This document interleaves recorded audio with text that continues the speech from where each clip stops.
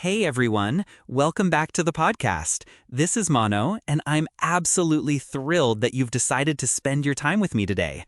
Whether you're listening during your commute, at the gym, or just taking a break from your busy schedule, I genuinely appreciate you being here. If you find this episode valuable and helpful for your English learning journey, I would be incredibly grateful if you could hit that like button and subscribe to our channel so you never miss any of our upcoming episodes. We release fresh content regularly, and there's always something new to explore and learn together. Make sure to check out our podcast playlist to discover more amazing episodes that cover different topics and help you improve your English skills in various ways. There are episodes on pronunciation, grammar, vocabulary, listening skills, and so much more. So definitely explore the playlist and pick episodes that interest you the most. Don't forget to share this episode with your friends who are also learning English and help spread the word about quality English learning content. Now, let's get into today's topic. I want to talk about something that affects every single person who is learning English and trying to communicate in real-life situations. I'm talking about how to express your opinions clearly, confidently, and naturally in English.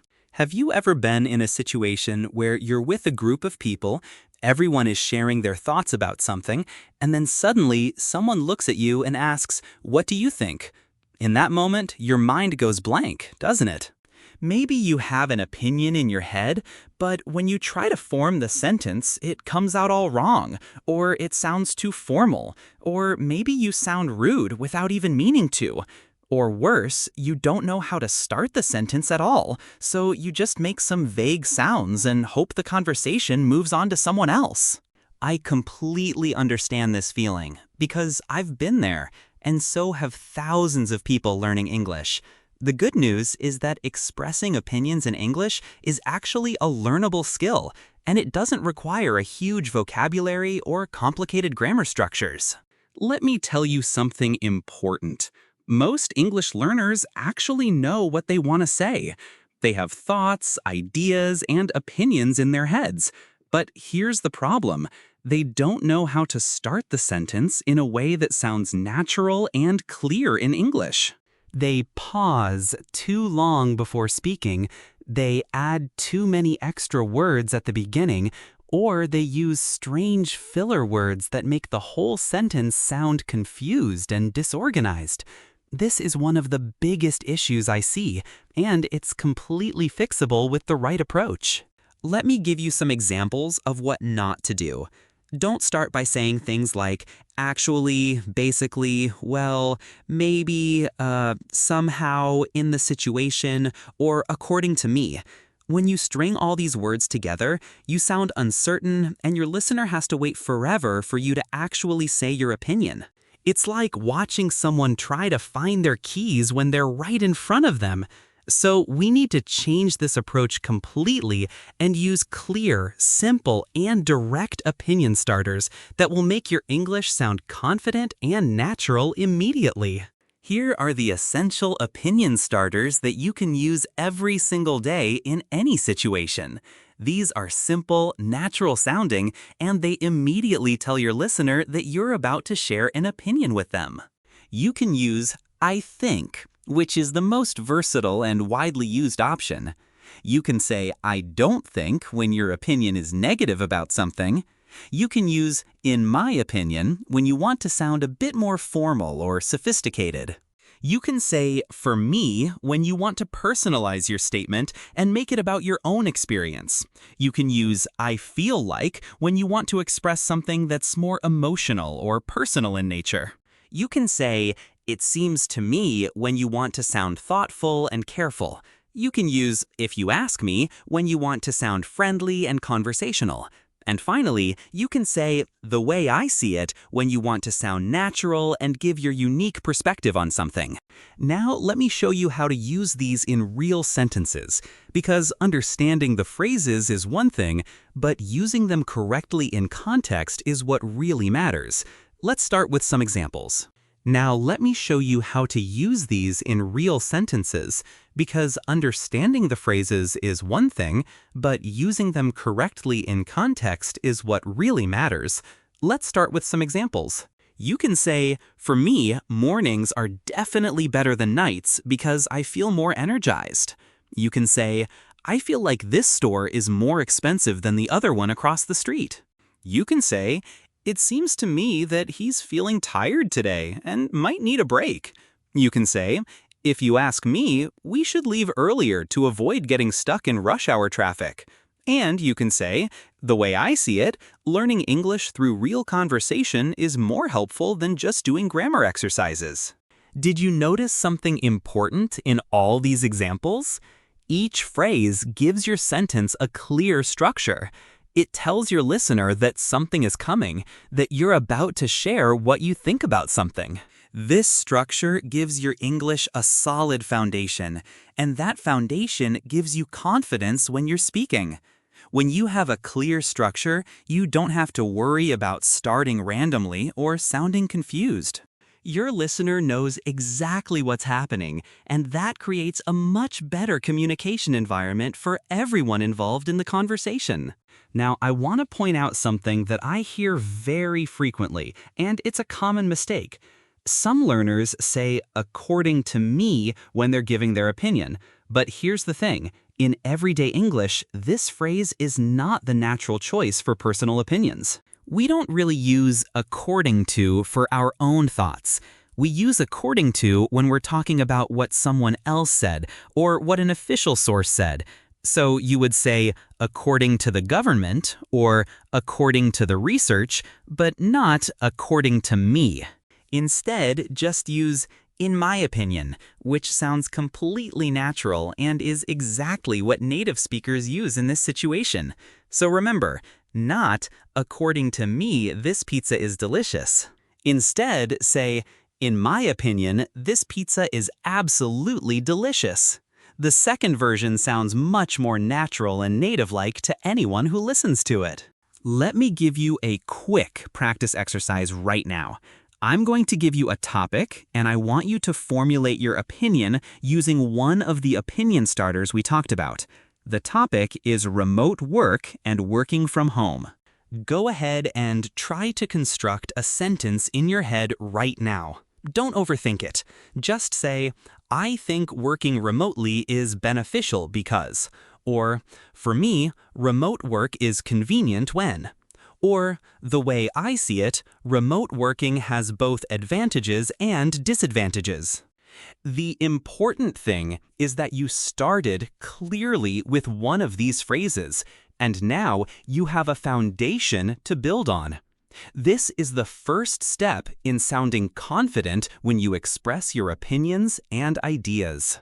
Okay, so you've learned how to start your opinion clearly. That's excellent progress. But here's the next level. A good opinion always has a reason behind it. When you give a reason for your opinion, several things happen. First, your opinion sounds much stronger and more convincing. Second, your listener understands where you're coming from and why you think that way. Third, you sound more thoughtful and intelligent because you're not just stating something randomly. You're actually explaining your reasoning. And finally, it makes the conversation feel more complete and satisfying for everyone involved. Let me illustrate this with a simple comparison. Imagine you say, I think public transportation is better. Okay, that's your opinion, but it's pretty weak. Your listener might think, better than what? Better in what way? Why do you think that? Now, let's say the exact same opinion, but with a reason. You say, I think public transportation is better because it's much cheaper than driving your own car, and it also helps reduce traffic and pollution in the city. Do you see the difference? The second version is so much more complete. It explains your reasoning, and it makes your opinion sound more substantial and intelligent. People are more likely to respect and consider your opinion when you provide reasons for it. So, how do we add reasons to our opinions? The good news is that there are simple phrases you can use to connect your opinion to your reason. The most common and straightforward one is because. It's simple, it's clear, and it works perfectly. You can say, I think walking is a great daily habit because it helps me relax and stay healthy. You can use since, which means almost the same thing as because. You can say, since my schedule is flexible, I prefer working in the afternoon. You can also use simple action verbs and phrases like it helps, it makes, it saves, it feels, or it gives. For example, I feel like cooking at home is better since it saves a lot of money and helps me eat healthier. Or, I think morning exercise helps me feel more energized throughout the entire day and improves my overall mood and productivity. Or, I think learning English by listening to podcasts gives me better pronunciation practice and helps me understand natural speech patterns. These are all effective ways to provide reasons that support your opinions and make them more meaningful and convincing. Let me give you more detailed examples so you can really see how this works in practice. You can say, in my opinion, learning in the morning is more effective because my mind is fresh and I can concentrate better on new material. You can say, for me, cooking at home is much better since it saves money and I know exactly what ingredients are in my food and how it's prepared. You can say, I feel like walking every day is important because it helps me relax and stay physically healthy and mentally balanced. You can say, the way I see it, reading English books helps you understand the culture better because you learn new vocabulary in context and understand idioms naturally. You can say, I think traveling is important because it helps us understand different perspectives and learn about the world in ways that textbooks simply cannot. You can say, in my opinion, this phone is worth the price because it has excellent camera quality and the battery lasts all day. Now, here's something really important to understand. Even if you're not completely confident in what you're saying, adding a reason makes you sound much more confident and knowledgeable. Your English can actually support you emotionally and psychologically when you use proper structure. When you add a reason to your opinion, you automatically sound more assured and thoughtful, even if you're not 100% sure about what you're saying. This is one of the magical things about learning proper English structure. The structure itself gives you confidence that you didn't have before. You don't need to be the world's expert on something to have a valid opinion about it, as long as you can explain your reasoning. Let me give you a practice moment. I want you to build sentences with both an opinion starter and a reason. Let's say the topic is studying in different locations. Try this. I think studying at the library is better because the environment is quiet and there are fewer distractions to pull your attention away. Or try this. For me, studying at home is more comfortable because I can take breaks whenever I want and I'm in a familiar environment. Or try this. The way I see it, studying at a cafe can work well since the background noise actually helps me focus better due to the ambient sound effect. Each of these sentences has two important parts, the opinion starter that makes it clear and the reason that makes it strong. Together, they create a complete, confident-sounding statement about your opinion on the topic. This is a really important part of speaking English naturally and respectfully. Many English learners think that confidence means being direct, aggressive, or forceful with your opinions. They think they need to say things like, "This is wrong," or "You are wrong," or "That idea is terrible." But here's the reality. In actual English conversation, especially in professional settings, with family, or with people you don't know well, sounding too direct can actually work against you. It can make people defensive, and it can damage your relationships. So we need to learn how to express our opinions clearly without coming across as rude, aggressive, or disrespectful. The beautiful thing about English is that you can be clear and polite at the exact same time. Being confident doesn't mean being harsh. Being respectful doesn't mean being weak.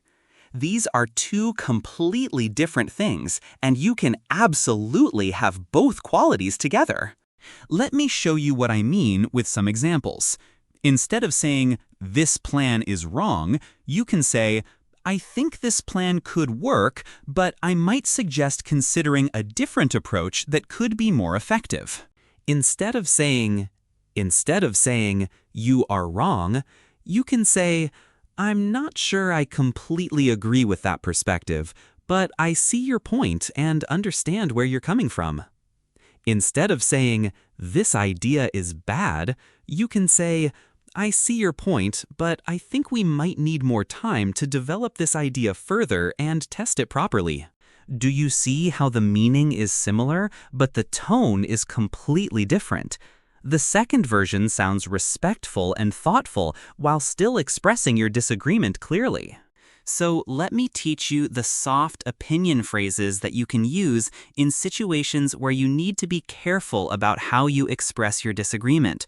First, you can use "I think," but with a softening word like maybe or perhaps. You can say, "Maybe we should wait a bit longer before making this decision." You can use might, which is less definite than will. You can say, "I think this approach might work better than the other one." You can use could, which suggests possibility rather than certainty. You can say, "I think this could be a great opportunity for us and our team." You can use "I'm not sure" when you want to gently disagree. You can say, "I'm not sure that's the best option, but let me think about it." You can use "I see your point, but," which acknowledges what the other person said while introducing your own perspective. You can say, "I see your point, but I think we should consider looking at this from a different angle entirely." You can use "That's true, but," which also acknowledges the other person's statement before adding your own thought. You can say, "That's true, but I think we also need to consider the financial aspect of this decision." These phrases are powerful tools for expressing yourself respectfully and diplomatically in any situation. They allow you to maintain your own perspective while showing respect for the other person's viewpoint and maintaining a positive relationship. Let me paint a very relatable scenario for you. Imagine your friend says, "Let's drive 5 hours to get a donut from that famous donut shop." First of all, I respect the passion and dedication to finding great donuts. But let's say you don't think this is a good idea. How would you respond? If you were being too direct, you might say, "Absolutely not. That's a terrible idea." But that sounds harsh, and it might upset your friend and create an awkward situation. Instead, you can use the soft phrases we talked about. You can say, "I'm not sure that's a good idea because of how far it is." Or, "I see your point about wanting that specific donut, but that's a really long drive." Both of these responses are honest and clear about your disagreement, but they're also respectful and kind. Your friend is less likely to be offended, and you maintain a good relationship while still expressing your true opinion. Sometimes in conversations, you don't need to express a completely different opinion. Instead, you want to show that you agree with what someone else just said. Being able to agree naturally and fluently is just as important as being able to disagree. When you agree with someone, it makes them feel heard and validated, and it keeps the conversation flowing smoothly and positively. Let me teach you how to do this effectively and naturally in English. There are several simple and very useful phrases you can use to show agreement. The most straightforward one is simply, I agree. You can say, I agree completely, or I agree with you. These are short, clear, and very effective. Another great option is, I think so too, which shows that you share their opinion.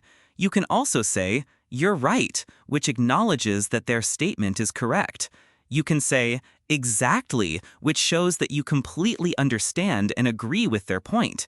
You can say, that's true, which confirms what they said. You can say, I feel the same way, which expresses that you share their feelings or perspective. You can also say, absolutely, when you want to emphasize your strong agreement. All of these phrases work well, and they all communicate agreement clearly and naturally to the other person. Now let me show you how to use these in actual conversational examples. Let's say your friend says, this cafe is way too noisy to study here. You can respond by saying, I agree completely. It's hard to focus with all this noise. Let's say your coworker says, in my opinion, this test was really difficult and confusing. You can respond by saying, I think so too. Some of the questions didn't have clear answers. Let's say someone says, for me, this app is so much easier to use than the old version. You can respond by saying, you're right, and it also loads much faster than before. Let's say your friend says, this weather is perfect for going to the beach. You can respond by saying, exactly, it's not too hot and there's a nice breeze. Each of these responses shows clear agreement while also adding a small comment of your own to extend the conversation. Here's something important. While short agreement responses are perfectly acceptable, adding a little more to your response makes it sound more natural and shows more engagement in the conversation. When you agree with someone and then just stay silent like a robot, the conversation can feel awkward and it might seem like you're not really interested in what they're saying. So make the habit of adding a small reason or comment after your agreement. Let me show you what I mean. Instead of just saying, I agree, say, I agree. It's hard to focus here with all this noise and distractions. Instead of just saying, you're right, say, you're right. This app is definitely more intuitive than the previous version we were using. Instead of just saying, I think so too, say, I think so too. The questions were really confusing, and some of them had multiple correct answers. This small addition makes your agreement sound more genuine, more engaged, and more conversational and natural. Now we're getting to the part that makes many English learners nervous. How do you disagree with someone without sounding rude, without creating awkward tension, and without damaging the relationship? This is actually one of the most valuable skills you can have in English communication, whether you're at work, at school, at home, or just having casual conversations. The key is to be honest about your different opinion while still being respectful and considerate of the other person's perspective and feelings. Many learners think they only know how to say no or you're wrong to express disagreement. These are very direct ways, and while they're sometimes appropriate, they can often sound harsh and aggressive, especially in contexts where you need to maintain a good relationship with the person. So let me teach you a range of phrases that let you express disagreement in different levels of softness depending on the situation and your relationship with the person. You can use I'm not sure when you want to gently question their opinion. You can use I don't really agree, which is slightly more direct than I'm not sure, but still polite and respectful. You can use I see your point, but, which acknowledges what they said before introducing your own perspective. You can use that may be true, but, which also shows respect for their statement. You can use, I understand what you mean, but, which shows empathy while introducing disagreement clearly. All of these phrases are strong enough to show disagreement, but they're not so harsh that they damage relationships. Let me give you some detailed examples to show how this works in real conversations. Imagine someone says, I think we should go to the most expensive restaurant for this celebration. You might think that's too pricey and unnecessary. You could respond by saying, I see your point, I really do, but I think we should choose a place that's more budget-friendly so everyone can enjoy the meal without financial stress.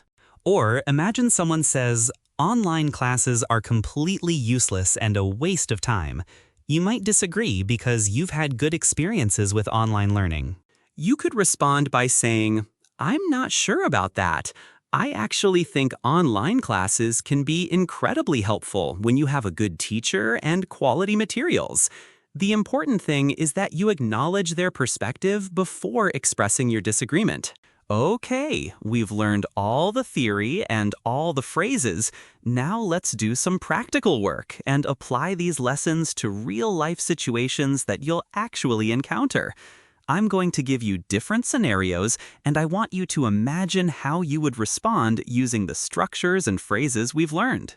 The goal is not to memorize exact responses, but to understand how to structure your thoughts and opinions in a way that sounds natural and confident in any situation. Scenario 1. You're having lunch with a coworker, and they say, "This soup needs more salt." What do?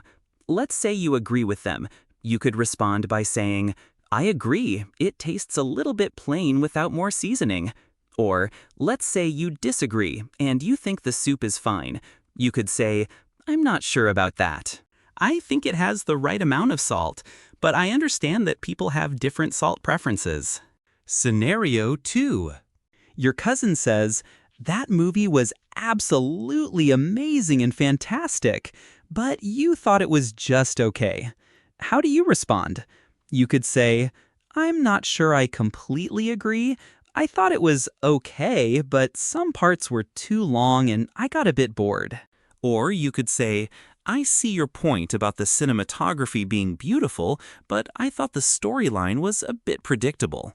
Or you could say, that's true that the special effects were impressive, but I think the character development was weak. Each of these responses shows that you listen to them and you're engaging with what they said, but you're also expressing your honest opinion. Scenario 3. You're shopping with your sister and she says, we should buy the cheaper option because we're on a budget, but you think the quality matters more. How do you respond? You could say, I see your point about saving money, but I think the more expensive option will actually last longer and will save money in the long run. Or you could say, that's true that price is important, but I'm worried that the cheaper version might break quickly and then we'll have to buy it again anyway. Again, you're acknowledging her concern about budget, but you're also explaining why you think a different approach is better and more practical. Scenario 4. Your friend says, let's stay home and rest all weekend because we had a busy week. You could say, I don't really agree with that. I think we should go out for at least a few hours because I need to get some exercise and fresh air. Or you could say, I see your point about needing rest, but I think we could rest at home in the morning and then go out in the afternoon for a few hours. This shows that you understand their need for rest, but you're expressing your different preference for the weekend. Scenario 5. Your coworker says, we should do everything on this project today without stopping, but you think you need more time. How do you respond? You could say, that may be true that we need to get it done, but I think we'll actually do better quality work if we take proper time and maybe finish tomorrow morning. Or you could say, I understand what you mean about the deadline, but I'm concerned that rushing will cause mistakes, and then we'll have to redo the work anyway. These responses are professional, respectful, and they explain your reasoning clearly. Do you notice something important across all these scenarios? You're not just giving your opinion randomly, you're engaging with what the other person said. You're showing that you listened and understood their perspective, and then you're expressing your own viewpoint. This is what makes conversation feel natural and keeps relationships positive even when people disagree. This is real communication, not just talking at each other without listening. Here's something that I want to emphasize because it's really important for sounding natural and fluent. Don't use the same phrase over and over again in the same conversation. If you say, I think, 20 times in one conversation, people are going to notice, and it's going to make your English sound repetitive and boring, like you're a robot that got stuck on one setting. Real, natural, native English has variety and flexibility. Native speakers naturally mix different ways of expressing opinions without even thinking about it consciously. So instead of using I think every single time you express an opinion, vary your language. In one sentence, use I think. In the next sentence, use for me. In the next sentence, use in my opinion. In the next sentence, use I feel like. And in the next sentence, use the way I see it. This variety makes you sound much more natural and much more like a native English speaker. It shows that you have a rich vocabulary of opinion expressions and that you can use them flexibly in different contexts. This is actually a sign of advanced language skills and fluency. Let me give you an example of what I mean. Let's say you're having a conversation about different topics. First topic, coffee. You could say, I think coffee is essential in the morning because it helps me wake up and feel alert afterward. Second topic, exercise. You could say, for me, morning exercise is the best because I have more energy throughout the entire day afterward. Third topic, social media. You could say, in my opinion, people spend way too much time on social media and it affects their mental health. Fourth topic, travel. You could say, I feel like traveling is one of the best investments you can make because you learn about yourself and the world. Fifth topic, work. You could say, the way I see it, doing work you're passionate about is much more important than just earning a high salary. See how much more natural that sounds when you vary the phrases? Compare that to saying, I think coffee is essential. I think morning exercise is the best. I think people spend too much time on social media. I think traveling is important. I think work should be fulfilling. Now, let me talk about something else that's really important for natural conversation flow. When someone asks you a question or raises a topic, sometimes you might need a moment to think before responding. That's completely normal and acceptable. You don't need to answer immediately, like you're a computer with an instant response. It's actually more natural and shows thoughtfulness if you pause for a second and think about what you want to say. You don't need to answer immediately, like you're a computer with an instant response. It's actually more natural and shows thoughtfulness if you pause for a second and think about what you want to say. You can say, that's a good question. You can say, I'd say, well, let me think. These phrases signal that you're taking time to formulate a thoughtful response, and that's much more impressive than just blurting out the first thing that comes to mind without thinking. Here's an example of what this sounds like in a real conversation. Someone asks you, what do you think about living in a big city? You could respond by saying, that's a good question. Let me think about that. I'd say it depends on what you value. City living is exciting, and there are lots of job opportunities and things to do, but it can also be expensive and stressful. That's much more impressive than if you just immediately said something without seeming to consider it carefully. Let me address some of the most common mistakes I see English learners make when expressing opinions. Understanding these mistakes and knowing how to avoid them will make a huge difference in how natural and confident you sound when speaking. Let's go through them one by one carefully. Mistake number 1.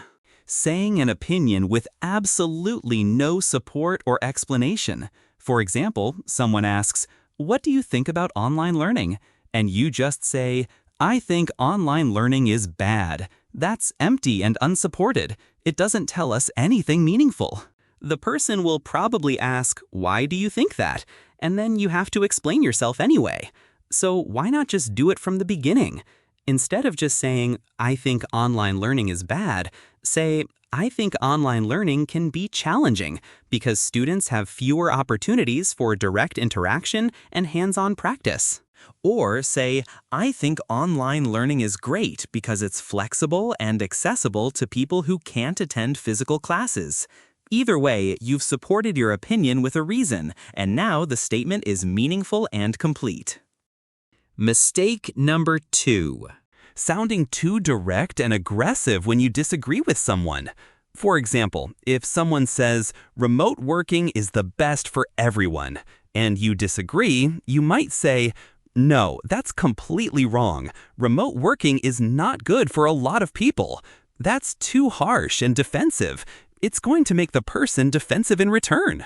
Sounding too direct when you disagree with someone. For example, if someone says, "Remote working is the best for everyone," and you disagree, you might say, "No, that's completely wrong. Remote working is not good for a lot of people." That's too harsh and defensive. It's going to make the person defensive in return. Mistake number 3.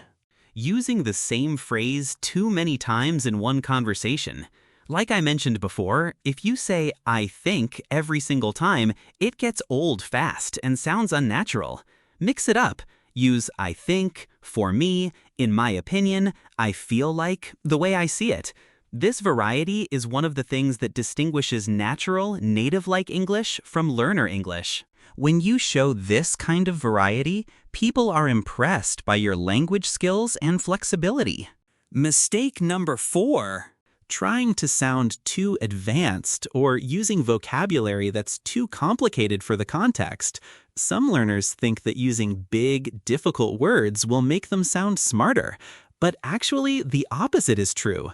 When you try to use advanced vocabulary in contexts where simple vocabulary is appropriate, the result is often confusing or awkward. For example, instead of saying, "I think this coffee is excessively robust in its caffeine concentration and overwhelming to my palate," just say, "I think this coffee is too strong for me." Simple English used well is always better than complicated English that doesn't fit the context and sounds pretentious. Clear is smart. Complicated is confusing. Mistake number 5. Not explaining your reasoning and expecting people to understand why you think something. When you give an opinion without a reason, people can't understand where you're coming from, and the conversation ends before it really gets started. Always try to give at least one reason for your opinion. Because is your best friend. Use it often. I think this approach is better because. For me, morning is the best time to study because. In my opinion, this product is worth the price because. The reason makes everything clearer and more meaningful in the conversation. Mistake number 6. Apologizing too much for your opinion or expressing doubt about what you're saying. Some learners are so worried about offending people that they say things like, "Sorry, my English is bad, but maybe I don't know, this could possibly be considered good by some people." This completely undermines what you're trying to say. You don't need to apologize for having an opinion. You don't need to say sorry every 5 seconds or be overly self-deprecating. You don't need to fill your sentences with maybe and I think and I'm not sure. Have confidence in what you're saying. Say it clearly and directly. If you're wrong, the other person will let you know, and that's okay. That's how learning works. Being confident doesn't mean being arrogant. It means believing that what you have to say is worth saying. Now, let me talk about confidence, because this is something that many learners struggle with. You can memorize all the phrases in the world, but if you don't have confidence in yourself, it's not going to help. So how do you build confidence? The answer is simple. Practice, practice and more practice, but not just any kind of practice. Intentional, focused practice with a goal in mind and a plan for improvement. Here's what I want you to do starting today. Find opportunities to express your opinions in English every single day. This could be talking to a language exchange partner online or offline. It could be recording yourself speaking and playing it back to listen for areas to improve. It could be writing your opinions in English on social media or in a journal. It could be talking to yourself in English about your day and what you think about the things that happened. It could be practicing with a language learning app or a conversation partner online. The key is to make it a daily habit. When you do something every day, it becomes automatic, and that's when real confidence comes in and takes over. I also want you to start paying attention to how native speakers express opinions. Listen to podcasts, watch YouTube videos, watch movies, watch TV shows, read articles, and pay attention to how English speakers naturally structure their opinions. What phrases do they use? How do they introduce their ideas? How do they disagree with each other? How do they show agreement? What you'll notice is that the phrases and structures we've learned are exactly what native speakers use. This should give you confidence that you're learning the right things. You're not learning artificial, textbook English. You're learning real, practical English that people actually use in their daily lives. Another important thing, don't be afraid to make mistakes. Mistakes are not failures. Mistakes are learning opportunities that help you grow. Every single time you say something wrong and someone corrects you, your brain learns from that correction. Over time, these corrections add up, and you become a better English speaker. So embrace your mistakes. Welcome them. Expect them. When someone corrects you, say thank you for the correction, and remember that feedback for the future. This is how learning works in any language. I also want to encourage you to have opinions about things and practice expressing them regularly. Don't wait until you speak to someone to think about your opinions. Right now, take a moment and think about your opinions on various topics. What do you think about your job or school? What do you think about the city you live in? What do you think about social media and its effects? What do you think about exercise and physical health? What do you think about cooking and homemade food? What do you think about traveling and exploring new places? What do you think about learning English? For each of these topics, form an opinion and practice saying it out loud in English. Use the structures we've learned. I think, because. For me, because. In my opinion, because. Do this regularly and you'll be amazed at how naturally you can express your opinions after just a few weeks of practice. When you express an opinion in a real conversation, the conversation doesn't usually end with just your opinion. There's usually an exchange where people go back and forth, sharing their different perspectives and learning from each other. So I want to teach you how to keep the conversation going naturally after you've expressed your opinion. The key is to invite the other person to share their perspective as well. This is really important because it shows that you're interested in what other people think, not just talking about yourself and your own views. After you express your opinion, you can ask, "What do you think?" or "What about you?" or "How do you feel about that?" or "Do you agree?" or "What's your take on this?" These questions invite the other person into the conversation and show that you value their perspective. This is what makes conversation feel natural and engaging for everyone involved. English is not only about speaking, English is about communication, and good communication is a two-way street where both people feel heard and valued. Let me give you an example of what this looks like in a full conversational flow. Let's say you're talking with a friend about working from home. First, you react to what they said. Then you give your opinion. Then you give a reason. Then you ask them back. Here's how it sounds. That's interesting. For me, working from home is really good because it saves me time commuting and I can focus better without distractions. I get to spend time with my family too. What about you? Do you work from home? See how that flows? You're not just talking at them, you're having an actual conversation where both people get to participate and share their thoughts. Here's another example. Let's say you're discussing what to do on the weekend. The conversation flow might sound like this. Honestly, I think going to the beach would be better because the weather is perfect and I need some time outside. But I know you prefer indoor activities. How do you feel about going for just a few hours? Again, you're expressing your opinion clearly, you're showing that you understand the other person's perspective, and you're inviting them to engage in the conversation. This is natural, respectful communication that builds relationships. Okay, we've covered a lot of ground in this podcast episode. Let me summarize the most important takeaways that will help you the most. First, expressing your opinions clearly is a learnable skill that doesn't require advanced vocabulary or complicated grammar. It requires knowing a few key phrases and understanding how to structure your thoughts.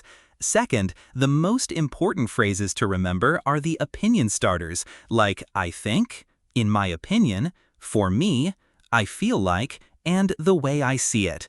These give your sentences structure and clarity. Third, always try to give a reason for your opinion because reasons make your opinion stronger and more meaningful. Fourth, when you disagree with someone, use soft, respectful phrases that acknowledge their perspective while introducing your own. This keeps relationships positive and conversations productive. Fifth, show variety in the phrases you use so your English doesn't sound repetitive and boring. Sixth, invite other people into the conversation by asking what they think. Good communication is a two-way street. Now here's my challenge to you. Starting today, I want you to express your opinions in English more than you have been. Find opportunities every single day to practice this skill. Talk to language exchange partners. Talk to yourself. Record yourself. Write your opinions. The only way to get better at this skill is through consistent practice. Make it a daily habit, even if it's just for 10 or 15 minutes. Within a few weeks, you'll notice a significant improvement in how naturally and confidently you can express yourself in English. I also want you to listen to how native English speakers express their opinions in real life. Watch TV shows, listen to podcasts, watch YouTube videos, watch documentaries, read articles and news, and pay attention to the phrases and structures they use. You'll notice that the exact phrases and structures we've learned are what native speakers use. This should give you confidence that you're learning authentic, practical English that works in real situations. Thank you so much for spending this time with me today learning about how to express your opinions in English. I truly believe that this skill will make a huge difference in your English learning journey and your ability to communicate confidently. Whether you're using English in professional settings, academic settings, or casual conversations with friends, the ability to express your opinions clearly and respectfully is invaluable.